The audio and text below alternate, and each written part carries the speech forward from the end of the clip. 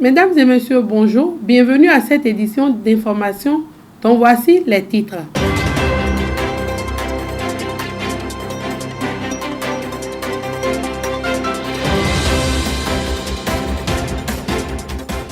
Projet de promotion de sel local iodé, ProSel, une délégation du ministère en charge des petites et moyennes entreprises, entourée des partenaires techniques, était sur le site de Djegbadji, dans la commune de Ouidah, pour constater l'évolution des travaux.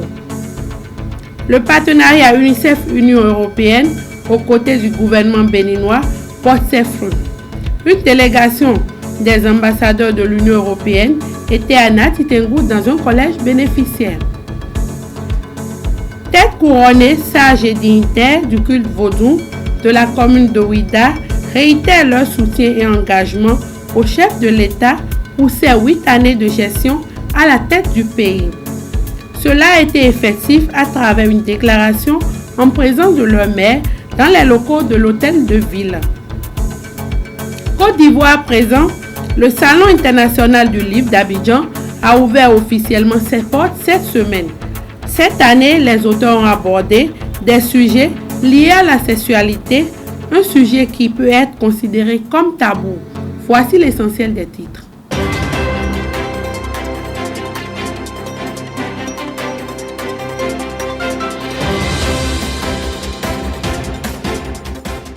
À nouveau, bienvenue dans cette édition.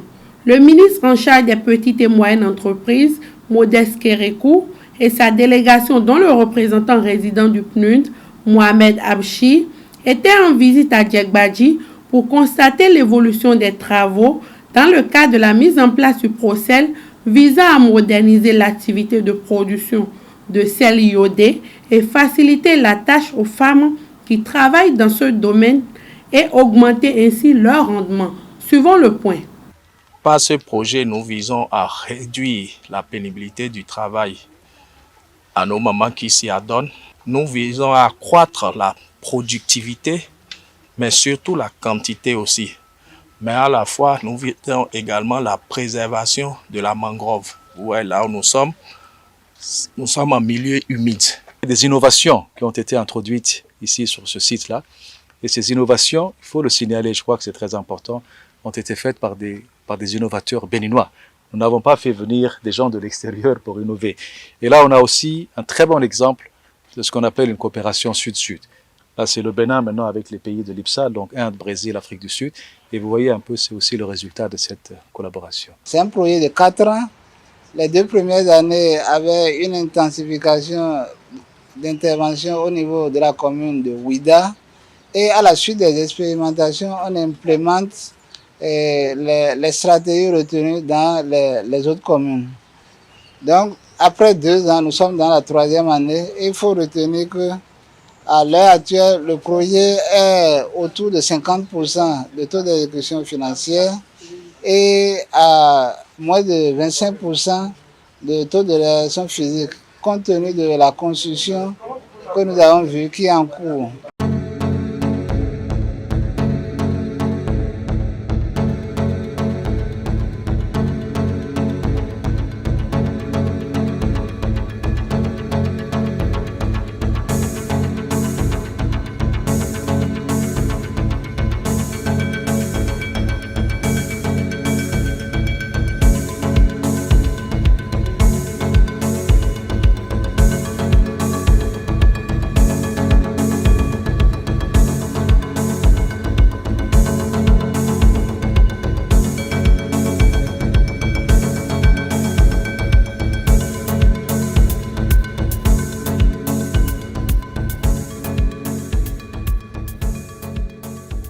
Le chef de l'Union européenne et une délégation de l'UNICEF étaient au sujet de Nyemporima de Nati Tengu pour apprécier l'impact de l'intervention du projet Jeunes pour la paix au nord du Bénin.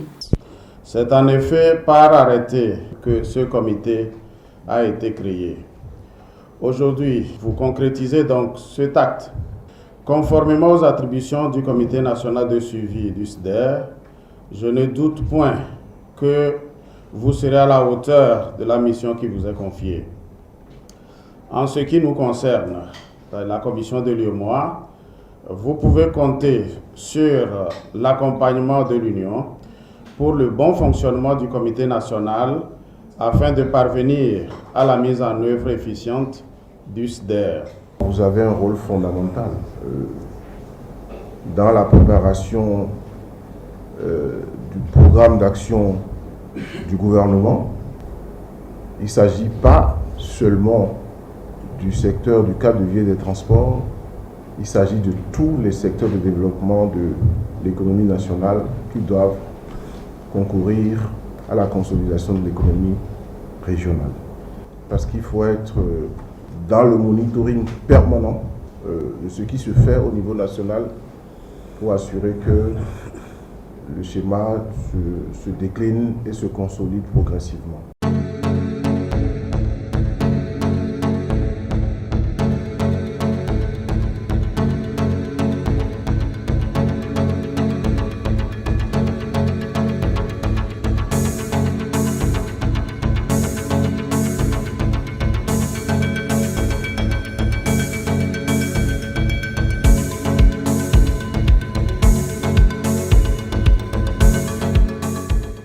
De Nati Tengou, nous allons dans la commune de Ouida, où les têtes couronnées, sages et dignitaires du culte vaudou, apportent leur soutien au chef de l'État pour ses 8 ans de gestion et lui réitèrent leur engagement à ses côtés pour les 2 prochaines années. C'était dans une déclaration ce jeudi 16 mai 2024 dans la salle de conférence de la mairie. Suivons un extrait de leur déclaration dans ce reportage. Excellence, Monsieur le Président de la République, au regard des dernières actualités en lien avec la crispation des relations diplomatiques entre notre pays, le Bénin, et son voisin et frère, le Niger, nous venons saluer votre sens élevé de diplomatie responsable et surtout vous féliciter pour votre humilité qui a permis aujourd'hui d'avoir une lueur d'esprit quant à la décrispation de la crise. Ceci démontre toute votre bonne foi et votre volonté d'aller à la table de négociation avec vos voisins et frères du Niger. En décidant de vous impliquer personnellement dans la résolution de cette crise pour démontrer votre amour pour la nation béninoise et votre respect pour nos partenaires du Niger. Car le Niger et le Bénin entretiennent depuis le temps de nos aïeux les liens séculaires que nous devons de protéger. Vous pouvez compter sur nos prières et bénédictions. Qu'il nous soit permis de profiter de cette occasion pour vous réitérer nos sincères remerciements pour l'initiative des Vodou Day.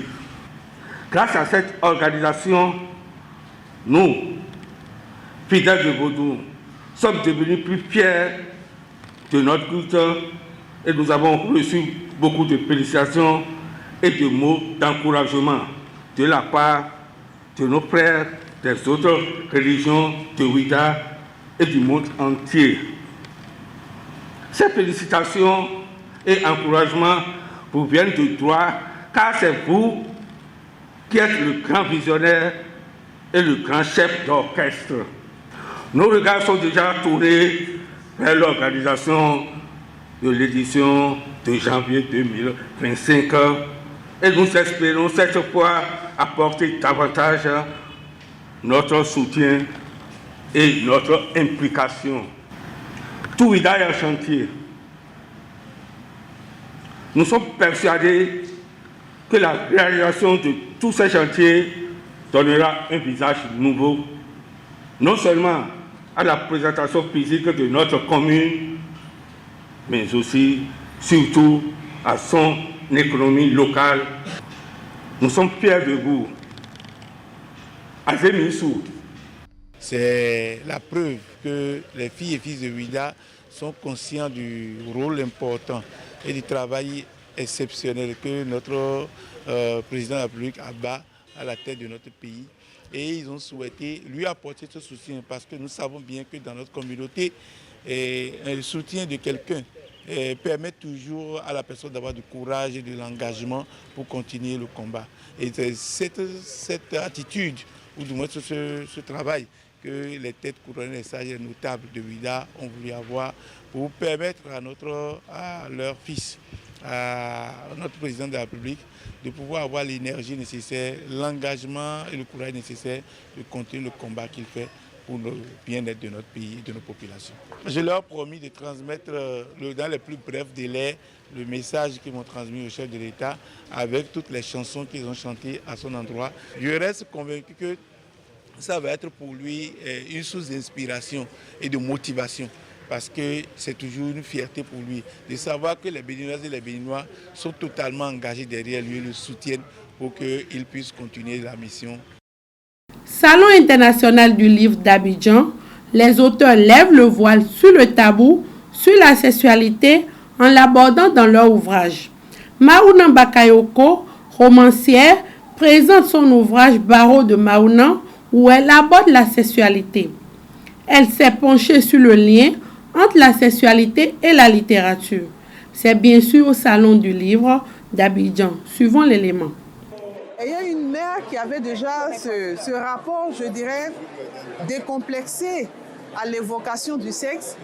J'ai pu prendre ma charge auprès d'elle et donc du coup évoquer cela dans mes œuvres ne me cause pas de problème dans la mesure où je l'évoque, je dirais avec l'habillage pudique, mais en même temps pour en parler, pour pouvoir trouver une solution quand le problème se pose au niveau du sexe. C'est vrai que c'est un sujet tabou, mais à un moment, il faut en parler.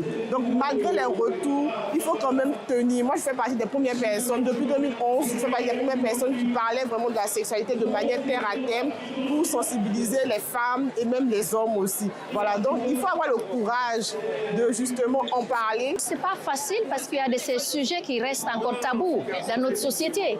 On ne peut pas parler ouvertement de la sexualité. On ne peut pas parler ouvertement de la lutte contre l'excision et les mutilations génitales féminines. On ne peut pas parler en tant que femme ouvertement contre les mariages forcés, les mariages d'enfants, les mariages précoces. Donc jusqu'à présent, il y a du tabou. Un homme en Afrique peut parler librement de ces sujets, mais une femme, ça reste toujours un tabou.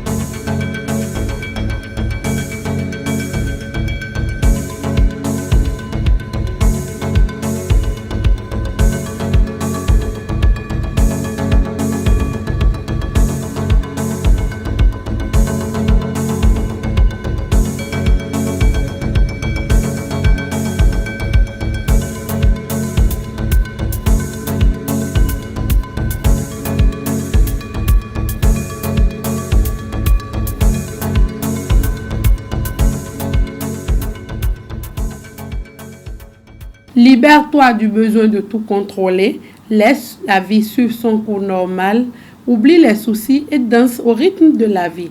C'est sur cette citation que prend fin notre édition. Prenez le rendez-vous sur nos canaux digitaux. À bientôt.